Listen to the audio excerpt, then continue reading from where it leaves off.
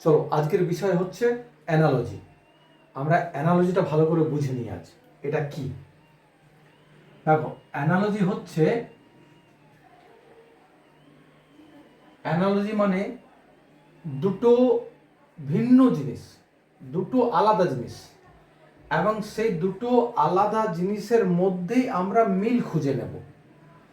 মিল খুঁজে নিয়ে আমরা একটার সাহায্যে আরেকটাকে বোঝার চেষ্টা করব।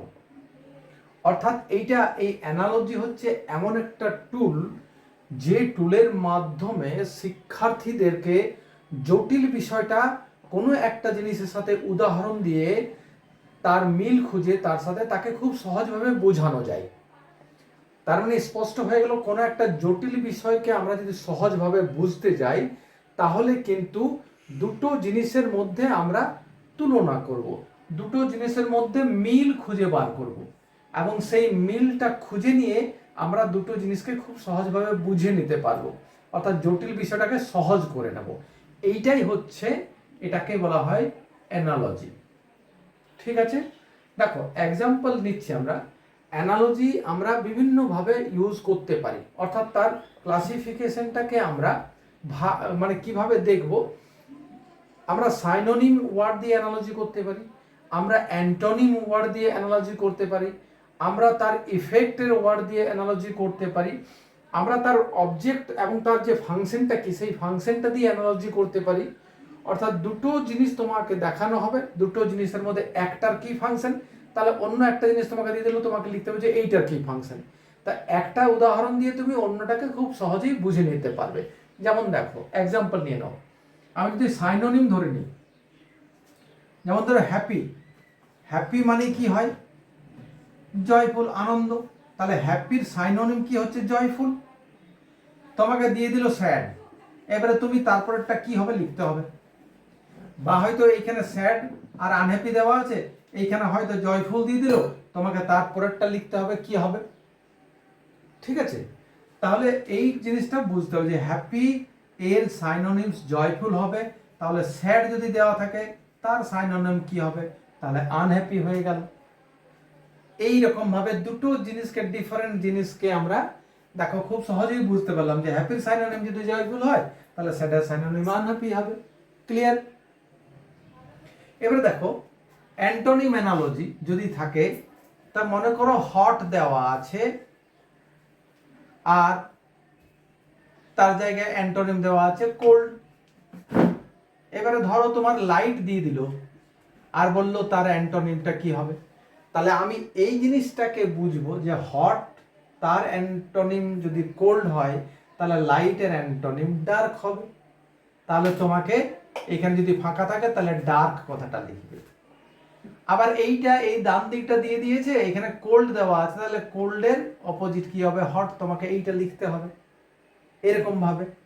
আবার দেখো, মনে করো একটা পুরো হোল জিনিস আছে, তার একটা পার্ট, একটা জিনিস দিয়ে দিল, অন্য একটা জিনিস দিয়েছে, তোমাকে তার অ্যানালজি বার করে তোমাকে লিখতে হবে। কি বলছে দেখো, মনে করো পেজ। এই যে পেজ, এই পেজটা কিসের পার্ট? একটা হোল জিনিস হচ্ছে বুক, ওই বুকের পার্ট হচ্ছে পেজ। সেরকম হয়তো তোমাকে দিয়ে দেওয়া হয়েছে ট্রি, তাহলে ট্রির পার্ট কি হবে? লিপ। ট্রির পার্ট হয়ে যাবে লিপ। বা হয়তো পেজটা দেওয়া আছে, বুকটা তোমার লিখতে হবে, তাহলে পেজ যদি একটা পার্ট হয় তার হোল হবে বুক। সেইখানে দিয়ে দেওয়া আছে লিপ, তাহলে তোমাকে পরের অংশটা লিখতে হবে, তাহলে লিপের হোল পার্টটা হবে ট্রি। এরকম ভাবে। এবারে মনে করো একটা জিনিস দেওয়া আছে, এটাকে আমরা কজ আর এফেক্টের সম্বন্ধ বার করতে পারি। মনে করো ফায়ার দেওয়া আছে, তো ফায়ার কি করে? ফায়ারের কাজ হচ্ছে বার্ন করা, তাহলে সে ফায়ারের কাজ হবে বার্ন। আগুন কি করে? পোড়াবে। তাহলে রেন কি করবে? রেন ভেজাবে, তাহলে রেন হয়ে যাবে ওয়েট। ফায়ারে যদি বার্ন হয় তাহলে রেনের হয়ে যাবে ওয়েট, রেন ভেজাবে। সেরকম মনে করো একটা অবজেক্ট আছে, তার ফাংশনটাকে বলবে কি কাজ। এই যেমন ধরো পেন, এই পেন, পেন কি করে? পেনের ফাংশন হচ্ছে রাইট। সেরকম তোমাকে দিয়ে দেওয়া হচ্ছে নাইফ। নাইফ কি করে? তাহলে নাইফের ফাংশন হচ্ছে কাট। পেন যদি লিখে তাহলে ছুরি কাটবে। এইরকম জিনিসটা দেখো বুঝতে হবে। আবার এক্সাম্পল দেখো, যেমন টিচারের কি কাজ? টিচার টিচ করবে। তাহলে ডক্টরের কি কাজ? ডক্টর ট্রিট করবে। এগুলোর মধ্যে কোনো একটা দেওয়া থাকবে, কোনো একটা তোমাকে নিজেকে লিখতে হবে। হাঙ্গার যদি থাকে তাহলে তার সমাধান কি? খাবার, ফুড। সেরকম যদি থার্স্ট থাকে তার সমাধান কি? ওয়াটার। উল্টে দিতে পারে, ওয়াটার দেওয়া আছে, এই জায়গাটা ফাঁকা আছে, এখানে ফুড দেওয়া আছে আর হাঙ্গার দেওয়া আছে, তাহলে ওয়াটার দেওয়া আছে, তোমাকে থার্স্ট লিখতে হবে। এরকম ভাবে। সেরকম অ্যাপেলটা কি? অ্যাপেলটা হচ্ছে ফ্রুট। তাহলে ক্যারট কি? ক্যারট হচ্ছে ভেজিটেবলস। আবার দিয়ে আছে ভেজিটেবল আর ক্যারট, আর এখানে ফ্রুট দেওয়া আছে, ফ্রুটের যে কোনো একটা নাম লিখে দিতে হবে। অ্যাপেলই হবে, তার কোনো মানে নেই, আরো কোনো ফ্রুটের নাম হতে পারে। এই ধরনের এই সকল জিনিসগুলো হয়, এটা খুব সহজভাবে বুঝে নেওয়া যায়। এটাকে আমরা কোনো একটা পুরো সেন্টেন্সের মধ্যেও লিখতে পারি। সেন্টেন্স যেমন, এখন একটা সেন্টেন্স আমি বলছি, studying for exams is like preparing for marathon. তাহলে এই যে স্টাডিং ফর এক্সাম, পরীক্ষার পড়াশোনাটাকে কার সাথে তুলনা করা হয়েছে? না, ম্যারাথনের প্রিপারেশনের সাথে তুলনা করা হয়েছে। তাহলে দুটো জিনিসকে বুঝিয়ে আমরা কি করছি? দুটো জিনিসের মধ্যে একটা মিল খুঁজে আমরা এটার সাহায্যে অন্যটাকে বুঝে নিতে পারছি।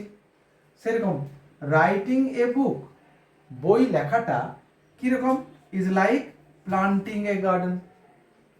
তাহলে রাইটিং এ বুকের সাথে আমি মিল খুঁজে নিলাম প্লান্টিং এ গার্ডেনের। তাহলে এই দুটো জিনিসকে আমরা একসাথে নিয়ে একটার সাথে আরেকটাকে আমরা বুঝে নিতে পারছি।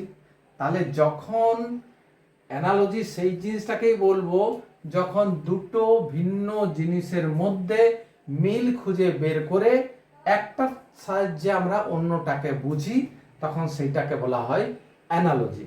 এরকম বিভিন্ন টাইপের থাকবে, তোমরা এই ধরনের সেন্টেন্স নিজেরাও ক্রিয়েট করে নিতে পারবে, নিজেরা সেন্টেন্স ক্রিয়েট করতে পারবে। এরকম এই যে এটা একটা সামান্য কিছু একটা এক্সাম্পল দিয়ে দিলাম 5-7টা আমি, এই এক্সাম্পলগুলো দেখে তোমাদের কি হয়ে যাবে?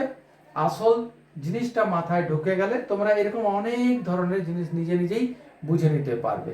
আশা করি তোমরা অ্যানালজি বুঝতে পেরেছো। এরপরে তোমরা দেখবে, প্র্যাকটিস করবে, খুব সহজ হয়ে যাবে ব্যাপারটা।